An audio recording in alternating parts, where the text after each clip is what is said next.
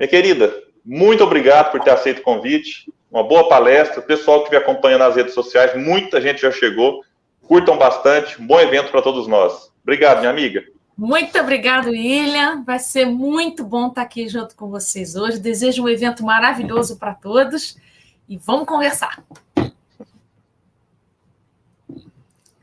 Então, bom dia, amigos internautas, onde quer que você esteja, nesse encontro maravilhoso sobre o Leon Denis.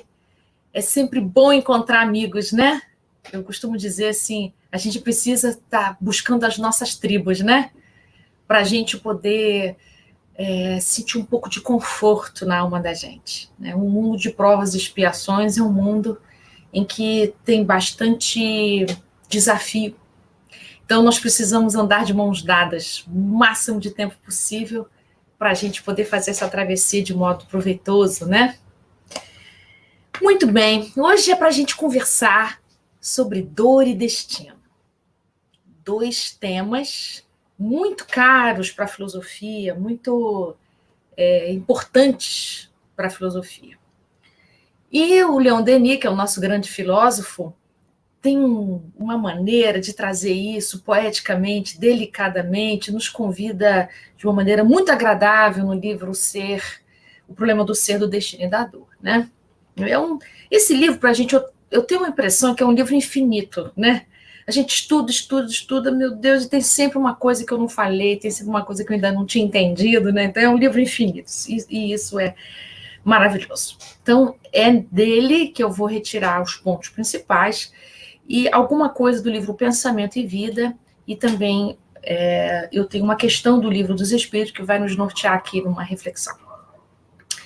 Então, quando a gente fala sobre destino, vou começar pelo destino, nós temos 2 compreensões muito radicais, assim, muito extremistas, e são as posições mais comuns sobre o destino. Ou a gente escuta dizer que destino é algo pré-determinado, né? Você já nasce, já tem um destino pré-determinado, e isso é decorrente de muitas correntes filosóficas, mas também de um espiritismo mal compreendido sobre o planejamento reencarnatório. Então, tem-se essa sensação de que já está tudo escrito, a gente só vem encenar uma peça que já tem começo, meio e fim escrita em algum lugar que a gente não sabe aonde. Então, tem essa compreensão, que eu chamo de compreensão, uma compreensão extremada e, ao mesmo tempo, é uma compreensão curta a respeito do destino. Como, às vezes, a gente também tem uma outra ponta extremada também, que entende o seguinte, não, que não tem coisa, não tem nada determinado mesmo, nós é que fazemos o nosso destino, sou eu que controlo tudo da minha vida, tudo que acontece na minha vida depende do que eu planejo. Então, são 2 pontas que dizem, ou está tudo apoiado no homem, e aí sou eu que faço tudo, eu que dou conta de tudo, uma pretensa autossuficiência, ou a gente está no outro extremo dizendo, não, está tudo determinado por algum ser externo, né, que seria Deus, vamos dizer assim, o universo, o que quiserem chamar, e a gente só cumpre. Essas 2 pontas carecem de reflexão. E nessas 2 pontas, o lugar do homem está completamente equivocado.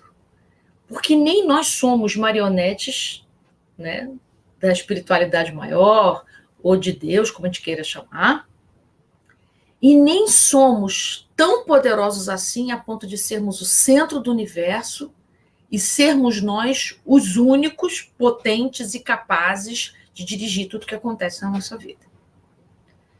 Então, nem marionetes, né?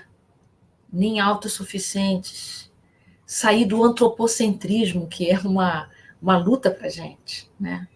Uma coisa é a gente entender a responsabilidade que o homem tem no seu destino, mas uma outra coisa é dizer que eu dirijo tudo o que me acontece. Então, nessas 2 pontas, a gente precisa ampliar o olhar.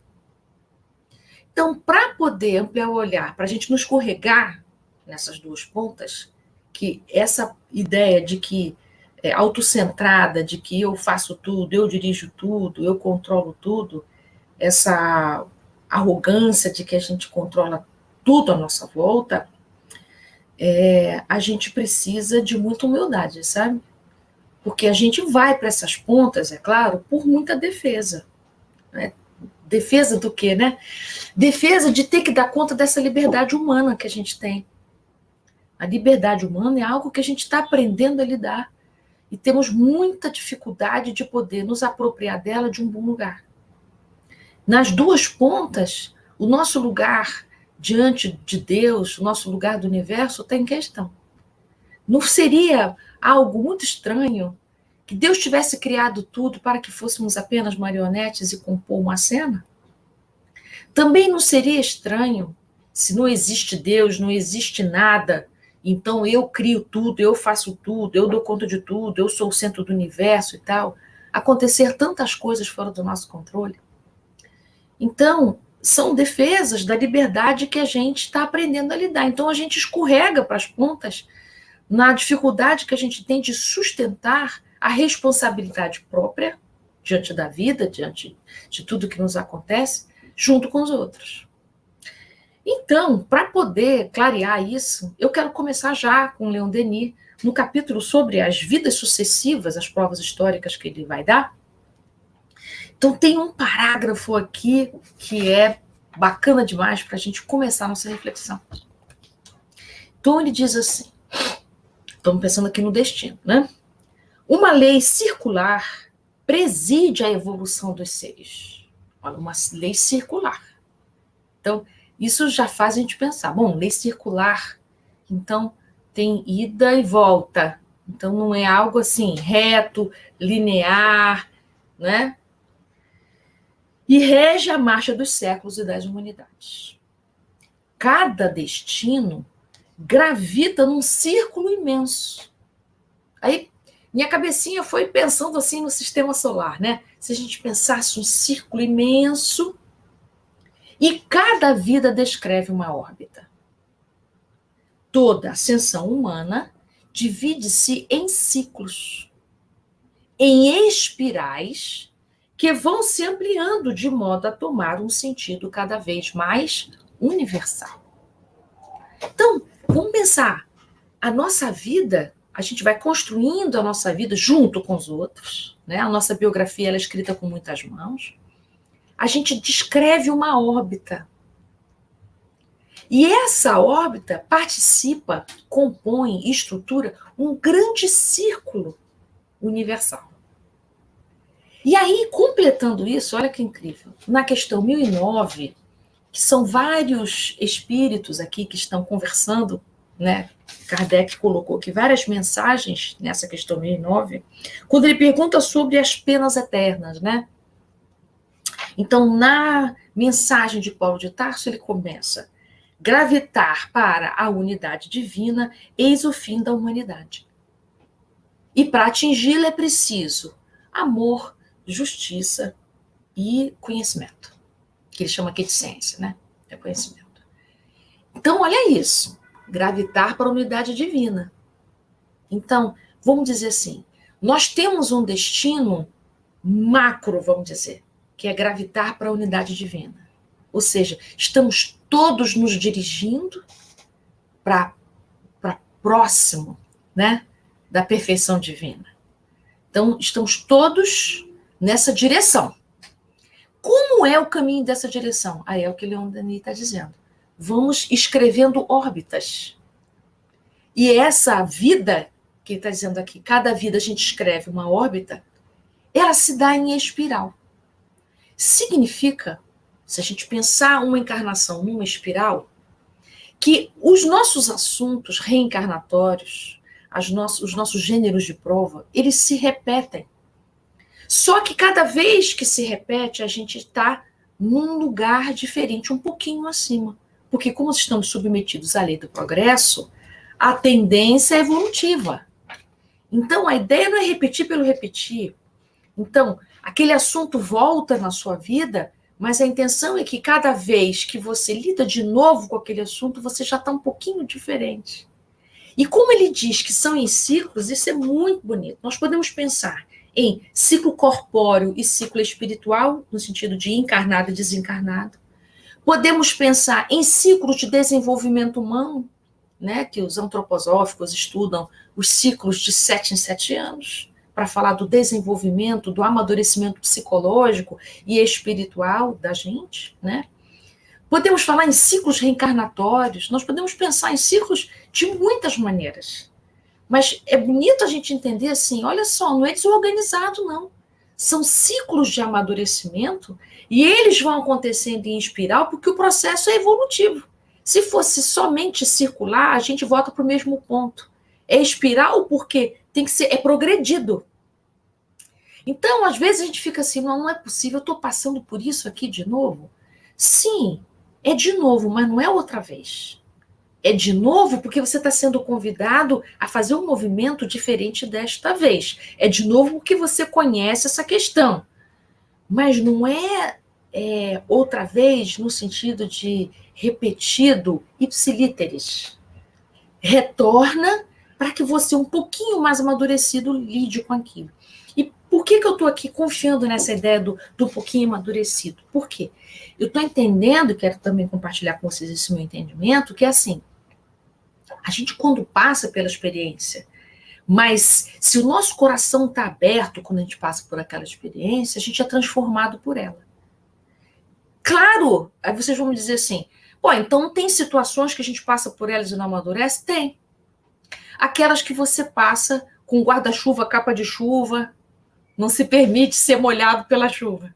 Ou seja, aquelas situações em que você passa com raiva, revoltado, desesperado, em que você não permite ser tocado por aquela experiência. Então, aquela situação que poderia te ajudar a dar um passinho maior, você não dá esse passinho. Resiste. Então, mas o que acontece? A vida não fica esperando você querer abrir o coração. Um dia, quem sabe, talvez. A vida vai te dando chance, mais intensa, menos intensa. Chance para você abrir, abre, permite, deixa a vida te transformar. E aí, como diz aqui Leon Denis, a gente vem do simples e ignorante que somos no começo da nossa estrada, e o que vai acontecendo? A gente vai caminhando nas várias reencarnações e a gente transgride as leis de Deus pela ignorância que a gente tem. É isso, e a ausência de profundidade de alma ainda, estamos na simplicidade mesmo. Então, a gente vai transgredindo as leis, o que vai acontecendo? Nós ficamos ainda nesse início evolutivo, como a gente ainda não tem amadurecimento suficiente, a ação da lei natural se dá de um modo mais intenso para nós, com pouca liberdade nossa. Quanto mais a gente vai evoluindo, mais liberdade moral a gente tem, né? Mais liberdade a gente tem para poder decidir. O que vai acontecendo, né? Um determinismo inicial se contrai e esse exercício da liberdade vai tomando conta. Então, esse processo, que eu estou aqui parafraseando Leon Denis, de que ele é em espiral, mostra isso. Então, o que vai acontecendo aqui de importante? Aqui no capítulo que Leon Denis vai falar sobre a lei do destino, né? Que eu gostei muito desse entendimento dele. Ele diz o seguinte, que esses movimentos que a gente vai fazendo na vida, através do pensamento, da nossa vontade, são movimentos vibratórios. Olha, gente, isso é revolucionário pensar isso. Porque a gente pensa tão concretamente, né? Assim, que a nossa vontade, né? A gente só pensa no nível concreto, né? Eu comprei um livro, fui na praia, enfim, né? Casei, estudei, enfim. Mas isso são movimentos vibratórios, frequenciais. Isso molda o nosso perispírito, né? Isso molda a nossa vida. Então, vamos dizer assim, a nossa vida ela é vibratória, ela é frequencial. Então, o que vai acontecendo? A gente vai vibrando através do pensamento e da vontade, de acordo com esses caminhos que a gente vai seguindo na vida da gente, a gente escorrega, levanta, aquela experiência me amadurece, e aí mesmo que se repita uma situação parecida, eu já ajo diferente, eu já consigo dar um passinho diferente naquela circunstância, olha a espiral aí acontecendo, né? E aí a gente vai progredindo, lembrando que essa vida, essa existência, você está descrevendo uma órbita, cuja finalidade de todas essas órbitas que estamos todos escrevendo juntos próximos e enlaçados, é a gente gravitar em direção à unidade divina.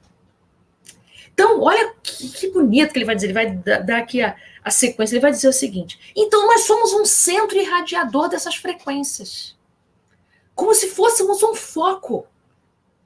E da maneira em que a gente irradia essas frequências, através do pensamento, através da vontade, aí a gente vai agindo, a gente escorrega daqui, cai ali, levanta, tem conquistas, né? A gente vai fazendo muitos movimentos.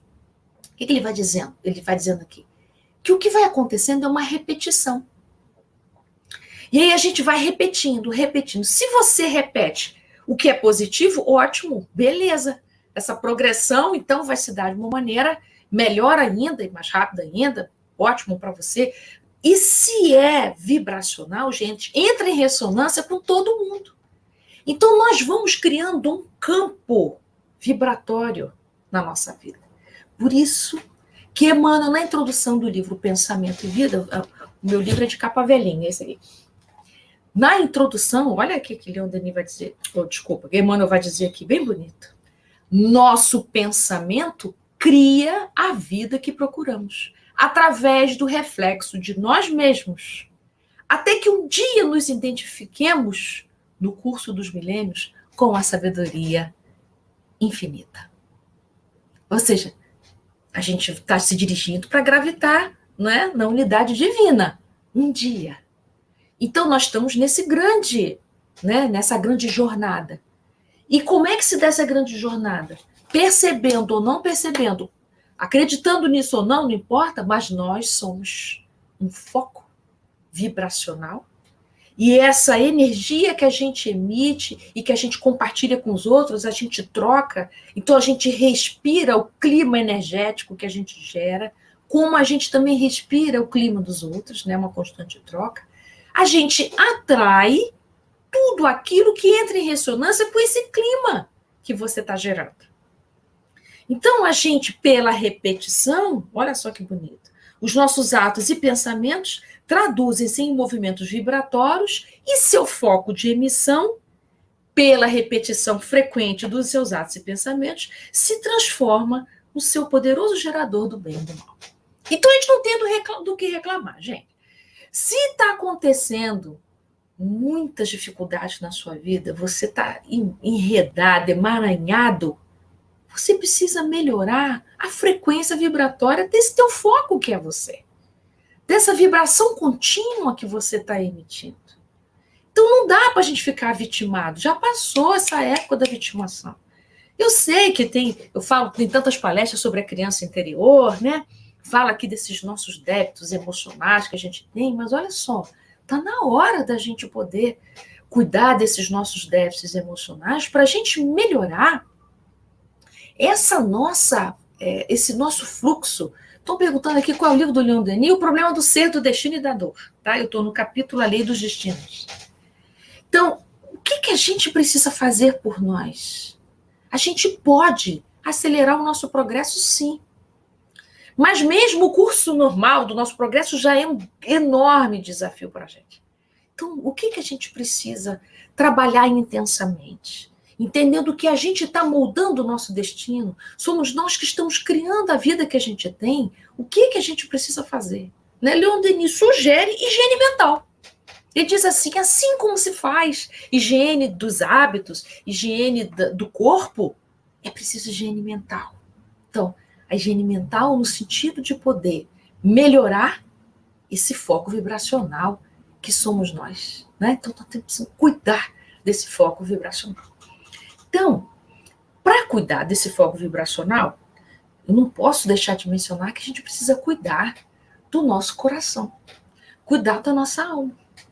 Porque esse nosso pensamento, mesmo quando a gente fala pensamento, gente, e a gente vai logo para a cabeça quando a gente fala de pensamento e vontade são duas faculdades espirituais que trabalham entrelaçadas, a gente divide didaticamente. Como é que a gente vai separar num espírito onde é que ele pensa, onde é que a vontade está? Isso é um entrelaçamento, né?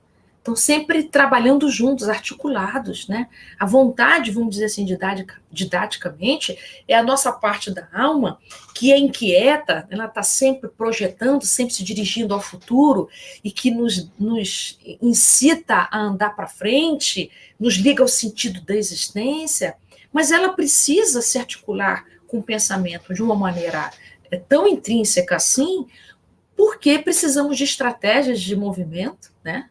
Precisamos de planejamento, de cuidado, enfim. Então, o pensamento entra para nos ajudar no discernimento e no modo como a vontade pode se manifestar e executar-se, né? Então, o pensamento e a vontade estão sempre juntos. Então, quando a gente vai falar disso, onde é que fica o sentimento? Está junto. Porque tudo que a gente pensa, nosso sentimento está grudado. Tudo que a gente sente tem pensamento também. Então, quando a gente vai falando de vontade e pensamento, parece que não tem coração no meio. Não, gente, é junto, nós somos espírito, é uma unidade. Esses setores, eles são abstrações nossas. É pensamento, é vontade, é sentimento, então está tudo junto. Então, para poder falar dos nossos sentimentos, eu queria recorrer aqui assim, eu falei que a liberdade humana é da onde a gente está sempre correndo, porque a gente não tem medo da nossa liberdade, né? Então, como a gente ainda é temeroso dessa nossa liberdade, não é, do fluxo que a nossa liberdade é, e Leon Denis vai desenvolver aqui, no capítulo falando sobre a liberdade, que nós somos obreiros da nossa libertação, ou seja, a liberdade não é uma coisa que vem pronta, a gente vai conquistando âmbitos de libertação, né? Âmbitos de ação em que a nossa liberdade age e nos faz caminhar para frente. Então, significa que quanto mais maduro, mais a gente pode tomar decisões profundas e que causam grande impacto na vida da gente. Vamos pensar um planejamento reencarnatório. Quanto de liberdade a gente tem para um planejamento reencarnatório? Não é grande a nossa liberdade, não. Viu? Quando a gente fala, a gente escolhe tudo e tal, não escolhe, aspas. Ter liberdade não quer dizer eu posso escolher tudo, né? Nós não temos amadurecimento emocional para essa escolha desse grau, dessa dimensão toda. Nossa liberdade ainda é pequena. Somos dotados de livre-arbítrio? Sim. Mas qual é o âmbito do livre-arbítrio de cada um? Vai variar. O meu âmbito de livre-arbítrio é diferente do meu âmbito de livre-arbítrio de 3 encarnações passadas. E graças a Deus que é assim. Porque a gente, com liberdade demais, com pouco amadurecimento, a gente transgride a lei divina. Aí a gente paralisa o nosso crescimento, né? Retarda o nosso crescimento. Então a gente precisa, não é, de muita ajuda, muito apoio para a gente poder fazer escolhas que nos elevem, escolhas que nos façam dar passos importantes na vida da gente. Então, ser quem a gente é, porque quando o Leon Denis dá o nome desse livro de O Problema do Ser, eu gosto desse nome. O problema, o que ele está querendo dizer? Ser para o homem é um problema, é uma questão. Não é algo dado, como é dado para a gente o que é uma mesa. Quem sou eu é uma questão, que a gente fica encarnações e várias reencarnações respondendo isso e nunca termina essa resposta. Então, ser quem nós somos é um problema para nós, porque nós somos um ser dotado de livre-arbítrio que sofre e sabe que sofre. Somos seres constituídos de consciência. Ter consciência para nós é doloroso. Quantas vezes a gente não fala isso? Eu preferia não saber. Eu queria ser ignorante. A gente fala isso, né? Aspas, né? Não é melhor não, gente. Porque aí a gente fica ao sabor das circunstâncias. Mas com essa frase a gente quer dizer o quanto dói ter consciência das coisas. E é porque nós temos consciência que a gente é capaz de sentir-se culpado, é capaz de termos compaixão para os outros, para consigo mesmo. É porque nós temos essa capacidade de dobrar-se sobre si que a gente pode desenvolver todas essas coisas que a gente acha que é tão banal, contemplação, reflexão, julgamento. É por isso, porque nós somos aquele que age e, ao mesmo tempo, somos aqueles que temos consciência sobre as nossas ações. Podemos não ter um amadurecimento para poder lidar com essa consciência que a gente tem. E é para isso que servem as várias reencarnações. A gente vai ganhando amadurecimento, vai conquistando liberdade. Então, esse âmbito da consciência se amplia, né? Então, ser, para nós, é uma questão e é algo que a gente se dirige para o amadurecimento e crescimento durante um longo percurso né, caminho até gravitarmos, né, na unidade divina. Então, nós somos, como diz Leon Denis, nós somos ávidos de progresso, mas temos um medo danado desse progresso porque tem consequências. Ele tem consequências no que diz respeito à responsabilidade que a gente tem sobre os nossos atos, né? Então, a gente cria o nosso destino, sim, nós podemos decidir vir para cá e ir para lá, mas, e as consequências de um caminho e outro também são minhas. Também eu vou responder por tudo isso. Tanto as minhas grandes vitórias e conquistas, quanto as minhas falências, os meus fracassos, tudo isso, gente, fazem parte de um grande patrimônio. É o nosso patrimônio espiritual que a gente está construindo. Tudo colabora para o nosso patrimônio. Nada fica de fora. Nem o nosso pior deslize. E nem a nossa maior conquista. Né? Essas duas pontas compõem o nosso destino, compõem quem a gente é. Nada pode ser retirado. Tudo que a gente é devido a esses caminhos que a gente teve. Mesmo quando a gente fica se lamentando, meu Deus, como é que eu errei na tal situação? Não, inclusive esse erro compõe hoje seu coração compassivo diante do erro do outro. Que assim como você errou, você pode olhar para o outro e pensar, nossa, eu sei o que é isso que ele está sentindo. Eu percebo o que é essa dor que ele sente. Né? Bom, então nós estamos aqui na Terra, nessa jornada evolutiva, essa jornada gravitacional, para a gente conquistar amadurecimento, para a gente se educar, para a gente progredir. Mas tudo isso acontece no amor. Como diz Paulo de Tarso, precisa de amor, de justiça e conhecimento. Então, amor. A gente precisa aprender a amar. Nós estamos num grande processo de aprender a amar. Estamos mesmo nessas idas e vindas. Então, quando Leon Denis fala de dor, o que ele vai explicar para a gente? Dor não é um parabéns, você sente dor. É que Leon Denis está mostrando para a gente o quanto é natural nesse processo de crescimento a dor estar presente. Como é natural a gente pensar uma pessoa que está andando de bicicleta, machucar o joelho, machucar o dedão do pé. Quem não colocou o pé na corrente da bicicleta? Eu várias vezes. Então, como é que a gente já pode andar de bicicleta sem nunca ter sentado numa bicicleta e já conseguir ser um corredor de ciclismo, né? Então, o processo de aprendizagem da gente inclui a gente cair e levantar. Então, nesses processos de amadurecimento, no capítulo aqui sobre a dor e revelação pela dor, Leon Denis vai levantar 4 finalidades da dor na vida da gente. Então, a dor não é em vão, mas cuidado com o mal sofrer, que é quando a gente carrega as nossas dores como troféu. Quando a gente carrega as nossas dores como se fosse algo heróico. Não é esse lugar que Leon Denis está convidando a gente. Mas ele diz que a dor é capaz de acelerar nosso progresso. Isso a gente vê no Evangelho segundo o Espiritismo, no capítulo 5, sobre as aflições, em que o espírito pode escolher uma dor, né, um desafio maior para acelerar seu progresso. Quando sente que está muito devagar ou que demorou demais, então pede à espiritualidade maior que desafios venham para que ele possa, né, progredir na maneira mais célere. Então, você pode ter um sofrimento que te acelera. Você pode ter um tipo de sofrimento que te protege, ou seja, que te retira dos excessos. Às vezes a gente, na nossa imaturidade moral, nos encaminhamos para lugares na nossa vida de total falta de sobriedade. E nós colhemos frutos muito duros dos nossos excessos. Então, às vezes, uma dor vem para limitar, para dizer, chegou, tá bom, né? Então, menos. Não, para te proteger dos excessos que a gente mesmo é apaixonado. Né? Por isso que é arrastamento das más paixões. Como é que a gente faz para não derrapar mais do que já estamos derrapando? Então, às vezes, a dor vem para nos ajudar nesse freio. Então, a dor acelera, a dor protege, a dor liberta.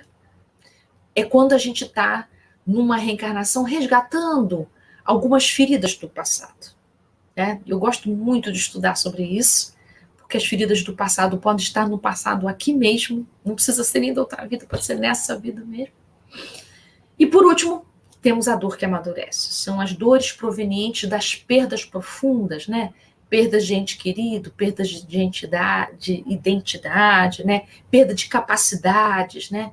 essas são as dores que nos levam para as profundezas, para as raízes das nossas almas. Então, essas 4 finalidades, né? Acelerar, proteger, libertar e amadurecer, que ele vai desenvolver aqui no capítulo sobre a dor e a revelação pela dor, nos ajuda a compreender, nossa, que linda é a nossa caminhada para a construção desse nosso destino, né?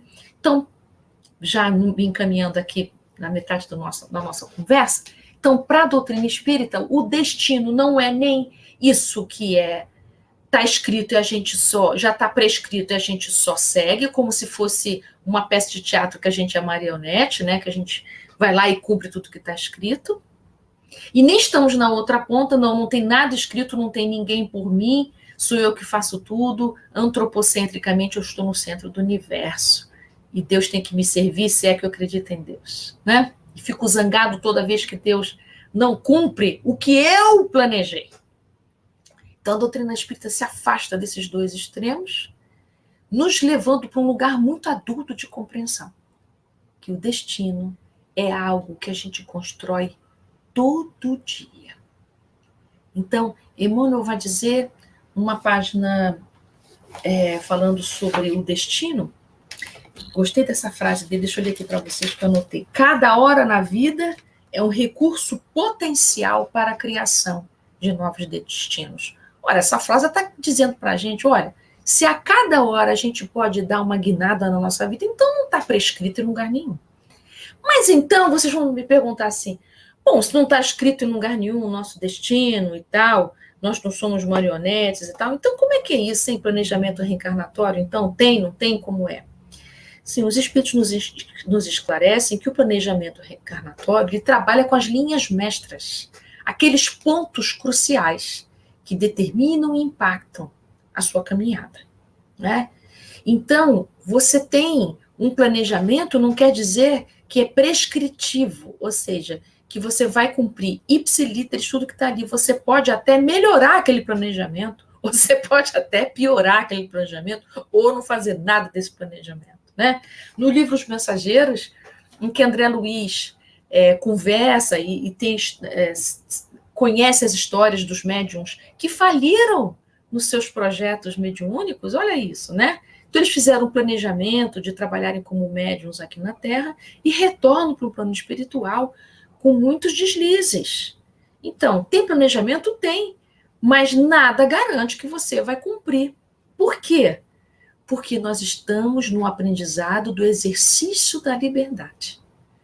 Então, nós somos dotados de livre-arbítrio para que a gente possa, nesse jogo, né, poder, aumentando o âmbito da liberdade junto com o nosso amadurecimento. Agora, significa que a gente, em alguns momentos, vai transgredir as leis divinas. Claro, por ignorância nossa, por imaturidade, porque a gente ainda gosta daquilo que nos faz mal. Olha isso, a gente ainda gosta do que nos faz mal muito, nós somos muito apaixonados por isso.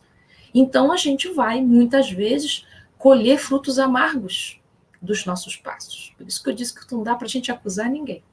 Então, o posicionamento da doutrina espírita quanto ao destino é que ele é uma jornada construída todo dia.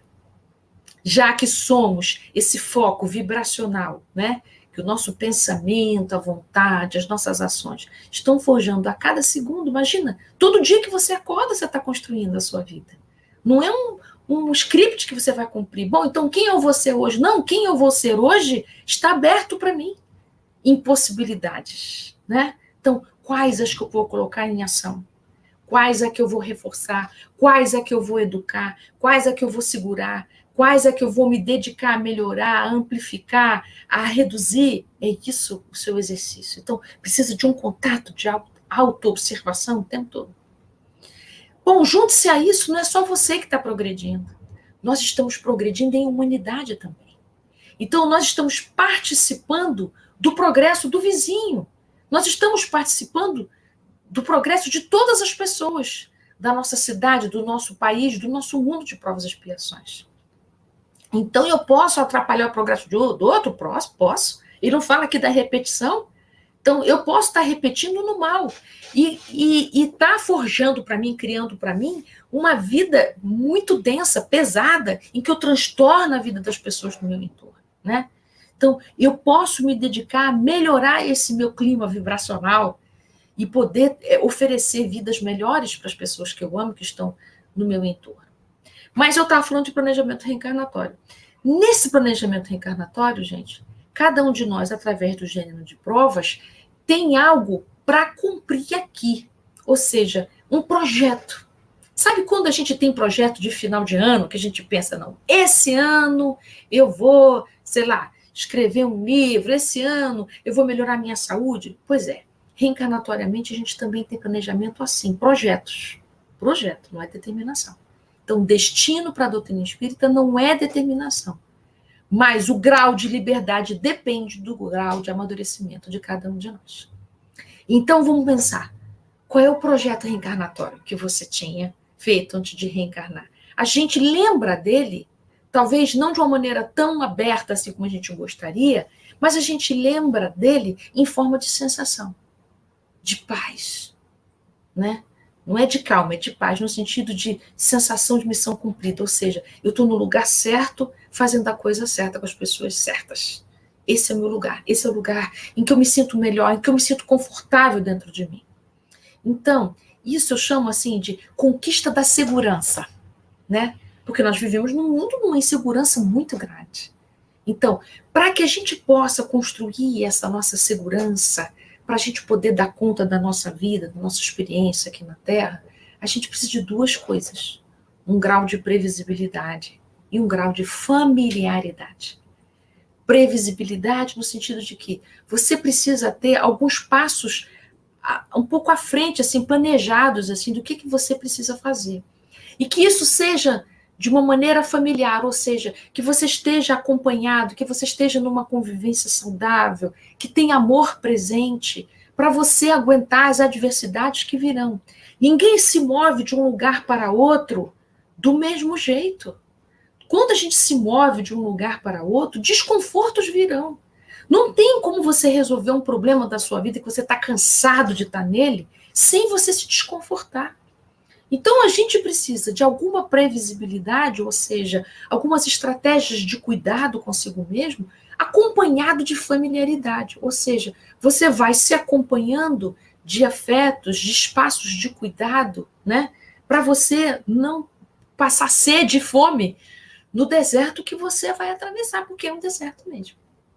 Então, nesse mundo tão difícil que a gente está vivendo agora, esse mundo que está atravessando a pandemia, esse mundo que está numa transição planetária, falta muita familiaridade. E falta previsibilidade, porque a gente faz tudo na emergência e no imediato. Falta familiaridade porque a gente está preso no nosso individualismo, estamos presos na nossa autossuficiência. Então, nós precisamos nos lembrar que estamos de mãos dadas uns com os outros. Somos irmãos espirituais, todos somos filhos de Deus. Então, o que acontece com a vida do outro me importa sim, tanto quanto a minha vida importa para quem está do meu lado. Então, gente, nosso destino está escrito nas estrelas no sentido do destino enquanto felicidade. Sim, nosso destino está escrito nas estrelas, sim. Estamos todos viajando para gravitar na direção da unidade divina. Mas como se dá essa jornada? Não é solitária, não é no abandono, não é longe dos olhos de Deus. Pelo contrário, é super acompanhado pelos olhos de Deus através dos nossos irmãos de caminhada. E aí, gente, eu gostaria de contar para vocês uma história que eu li ontem na internet, eu fiquei encantadíssima, eu queria compartilhar com vocês para poder desenvolver essa ideia do destino, já me encaminhando aqui para o final. Então, em 2008, na Inglaterra, um rapaz chamado Johnny, que sofria de esquizofrenia, soube do seu diagnóstico, que ele tinha esquizofrenia e que ele sofria também uma comorbidade de bipolaridade, né, transtorno bipolar. Ele ficou tão desesperado, ele tinha 20 anos de idade, que ele entendeu que não valia a pena viver. Como é que ele ia dar prosseguimento à vida dele com uma doença mental desse porte? Ele não ia conseguir emprego. Quem vai dar emprego para alguém que tem isso, que tem surtos? Quem vai querer casar com um homem assim? E que transtorno ele ia dar para a família dele sendo assim? E então, num desses maiores momentos de desequilíbrio e de desesperança, ele decidiu se jogar de uma ponte na Inglaterra, a ponte de Waterloo, que é uma ponte famosa. Ele subiu nessa ponte. E naquele momento de incerteza e de profunda solidão, olha a falta da familiaridade que eu falo. Um homem se aproxima dele e conversa com ele. Conversa e o faz desistir daquela ideia, dizendo para ele que enquanto tem vida tem jeito. Perguntou para ele o que estava acontecendo, se interessou por ele. E dali em diante, esse homem, então, foi encaminhado para tratamento e nunca mais ele viu esse homem. E nem sabe o nome do homem que conversou com ele nesse momento derradeiro, assim. Bom, e aí, então, o Johnny se trata, melhora e começa a participar de uma instituição que se chama Rethink Mental Illness, que é uma instituição lá na Inglaterra que procura melhorar a qualidade de vida das pessoas que têm algum tipo de transtorno mental. Então, com o auxílio dessa instituição, ele pediu ajuda para achar esse homem. Ele queria muito agradecer. Já tinham se passado 6 anos, ele já estava com 26 anos. Ele melhorou muito, muito agradecido à vida que tinha. Ele já tinha saído dos surtos, ele já estava vendo uma vida bem melhor. E ele queria agradecer aquele momento, porque ele nasceu de novo para esse homem, com a presença desse homem. Bom, ele não sabia o nome desse homem, como é que ele ia procurar? E o rosto era muito esmaecido, ele não se lembrava muito bem do rosto. Então ele deu um nome fictício, Mike, e lançou uma campanha através do Rethink, Find Mike, hashtag Find Mike. Em 24 horas, ele gravou um vídeo pedindo para achar esse homem, contou a história dele, contou o que tinha acontecido. Em 24 horas, teve 43 mil compartilhamentos. Depois dessas 24 horas, ele foi também a um programa de auditório na Inglaterra e também lançou no Facebook todas as mídias sociais que ele pôde, né? Percorreu o mundo esse vídeo do Johnny procurando esse homem que ele deu o nome de Mike. A esposa do tal Mike viu isso e falou para ele, olha, eu acho que estão procurando você, porque ela sabia dessa história, ele contou em casa, provavelmente. E aí, então, o tal do Mike fez contato e o nome dele, na verdade, era Neil. E aí, então, gente, vocês não acreditam, né? Eles se encontraram, se tornaram melhores amigos, e eles hoje têm um programa de ajuda às pessoas que têm algum tipo de transtorno mental, para poder ajudar essas pessoas a não cometerem suicídio, a melhorarem a sua qualidade de vida. Lançaram um filme, O Estranho na Ponte, e já é um livro também, O Estranho na Ponte. Então, esse exemplo do Johnny, que é uma história verdadeira, vocês podem entrar na internet, é Johnny Benjamin, o nome dele, ele tem Instagram, é linda a história dele, um rapaz muito bonito, é bonita a história dos dois, como eles dois estão hoje cuidando do destino de tanta gente, por uma ação.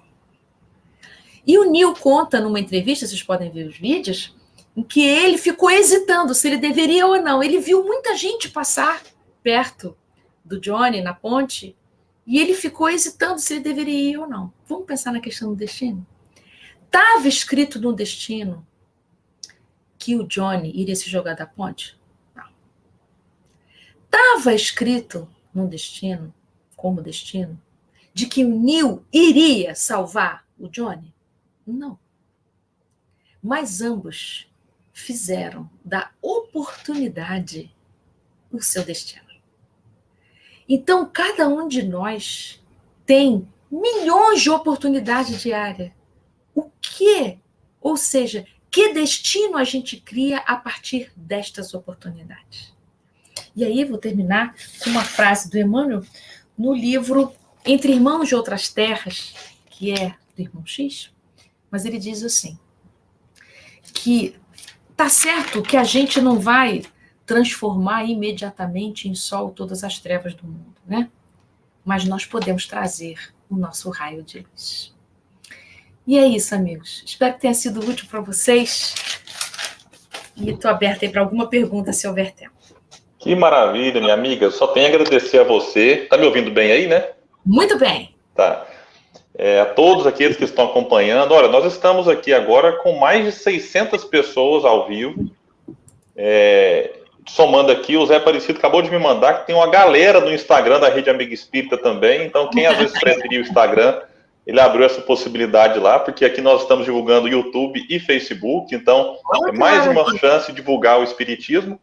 E a gente teve algumas perguntas. Eu vou escolher uma que tem a ver com o momento que a gente está passando, que eu acho que é importante, né? Nessa pandemia, a gente às vezes até cria aquela ideia de que, não, o espírita não tem medo da morte, o espírita sabe que o sofrimento nos ajuda a progredir, e tem muita gente que leva ao extremo de não se cuidar, e de achar que, né, a gente está protegido de uma forma especial por Deus. E aí a Francisca coloca uma pergunta aqui, que é assim: Ana, como podemos compreender as dores desse momento pandêmico desafiador que estamos todos experienciando? Eu acho que quando você fala aí sobre a desproteção, né, eu acho que esses extremos que faz parte da nossa imaturidade moral. A gente ainda compreende pouco o que é proteção divina. Ou a gente entende a proteção como sendo Deus dirigindo 100% a nossa vida, decidindo no nosso lugar, o que contraria todo o nosso entendimento e amadurecimento sobre livre-arbítrio, né? Ou a gente, então, acha que não tem proteção de novo, nenhuma. Se Deus nos protegesse mesmo, a gente não teria pandemia, né? Por que a gente vai para esses extremos? Porque a gente tem uma visão infantil. A gente entende, ou a tutela é total, ou então não tem tutela nenhuma. Essa nossa visão do tudo ou nada, ele é uma visão que decorre dessa nosso enorme desejo de que alguém venha resolver a nossa vida. E de raiva, se ninguém vem, então também eu não acredito em mais nada. Então, o que está posto para nós, em relação a essa pandemia, é um grande processo de amadurecimento. E a gente precisa, vamos dizer assim, aproveitar esse grande processo de amadurecimento. Há algumas pessoas que entendem a pandemia como castigo. Esse pensamento, gente, não combina com nada do que a gente estuda na doutrina espírita, tá? Então, tudo que aparece para nós está posto como oportunidade, como chance de crescimento. Como cada um cuida de si e cuida dos outros, está falando da nossa elevação moral. Então, está acontecendo uma pandemia, a gente tem que usar máscara, tem que usar álcool gel, tem que se vacinar? Tem sim. Porque o nosso corpo é vulnerável, nós estamos num mundo de provas e expiações, nós não temos elevação moral e espiritual para ser isento e imune a um vírus desse porte, não temos mesmo. Então, nós precisamos acolher nesse nosso tamanho, nós estamos precisando da ajuda da ciência agora. Né? E Kardec, quantas vezes a gente repete isso nas palestras? Ele disse, olha, quando a ciência disser alguma coisa, e se for contrário ao que eu estou falando aqui, fica com a ciência. Então, é bonito esse posicionamento, porque, assim, verdade absoluta é perigoso para a gente, no nível que a gente se encontra, sabe? Nós precisamos nos abrir àquilo que transcende a nossa pequena compreensão. Então, a pandemia está nos fazendo exercitar o que a gente talvez nunca tivesse tão incitado a trabalhar, que é solidariedade, paciência, limite, cuidado, proteção. Na nossa conversa anterior, eu falei que a gente adquire segurança através da previsibilidade e familiaridade. Duas coisas que a gente está precisando. Precisamos de alguma previsibilidade de cuidado. Precisamos de estratégias sociais, estratégias políticas, estratégias de grande porte, como também estratégias pequenininhas na sua casa. Né? Nos dois âmbitos, se conversam esses dois âmbitos. Estratégias de autocuidado. Precisamos de familiaridade, sim, mais do que nunca. Bom, dá tempo de mais uma perguntinha. Nosso amigo Manuel já chegou, ele está ali. Ele não sabe, mas eu estou vendo ele ali escondidinho. Como faltam 5 minutinhos, dá mais uma perguntinha que eu achei importante para ajudar não só quem perguntou, mas talvez muitas pessoas. Agora que foi só fazer campanha. Gente, quem puder, divulga nos grupos de WhatsApp, divulga no grupo de Facebook. Nós estamos agora com mais de quase 700 pessoas aí já acompanhando aqui ao vivo. Como encarar o remorso dos nossos erros?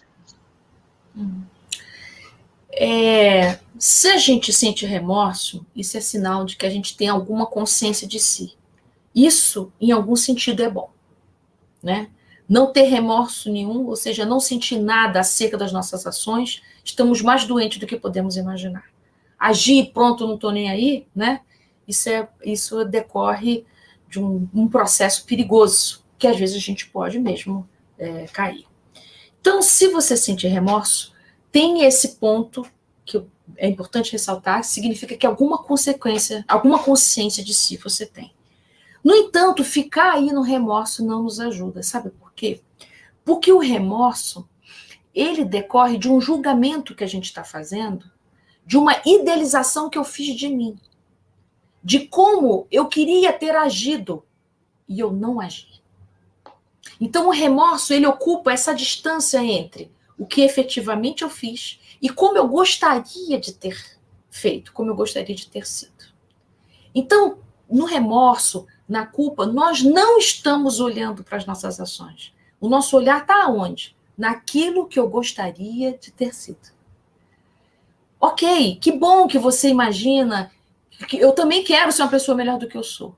Mas se o meu olho ficar preso naquilo que eu gostaria de ter sido, o remorso me aprisiona. E eu não mudo nada na maneira que eu sou. Então, nós precisamos da ajuda de Paulo de Tarso para isso.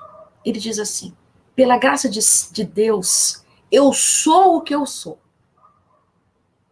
E há momentos em que ele diz que ele é até indigno de ser chamado de apóstolo, assim, porque ele sabe do passado.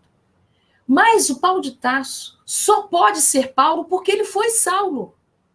Ele só pode ter essa grandeza que esse homem conquistou porque ele conheceu esses lugares profundos, tortuosos, difíceis do erro, que está no passado dele, que constituiu a fibra que ele tinha para enfrentar qualquer adversidade. Então, o que a gente precisa fazer quando estiver no remorso? Sai da idealização de você. Ah, eu não fiz o que eu deveria. Ok, não fez mesmo. Então, o que foi que você fez? Vamos olhar para o que você fez. Aonde seus olhos estavam quando você agiu assim? Talvez você tenha agido assim porque você estava distraído. E a distração faz parte do nosso processo evolutivo. Nós precisamos, então, trabalhar o quê? A atenção, o cuidado.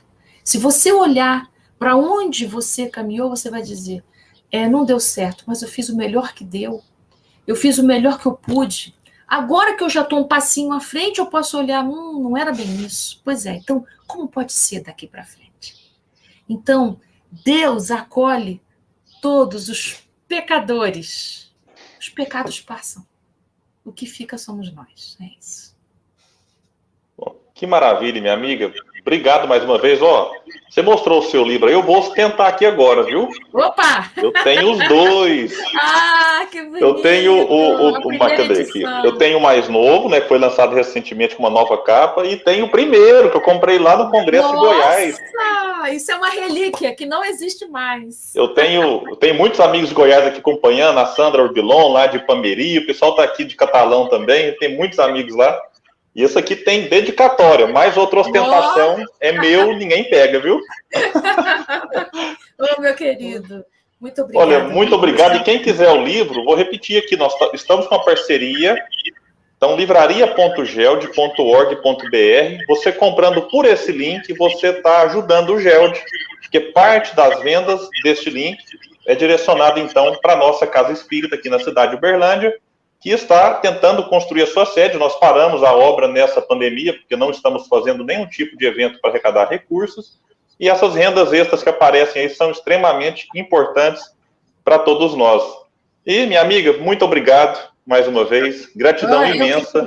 O pessoal que está acompanhando não sai não, porque o Manuel Prudêncio vem agora, nós não vamos mudar link, nós continuaremos aqui neste espaço com a transmissão. O Manuel vai falar sobre morte, fim ou continuidade da vida. Então, é um tema muito interessante e espero que vocês vão aproveitar muito aí. Minha amiga, obrigado. Boa palestra, Manuel. Gratidão. Tudo de bom, William. Muita gratidão. Até o nosso próximo encontro. Eu vou até trazer ele junto para fazer a transição, vocês se vendo aí. Manuel, seja bem-vindo. Boa palestra para você. Obrigada, amigos. Tchau, tchau, Ana. Na sua.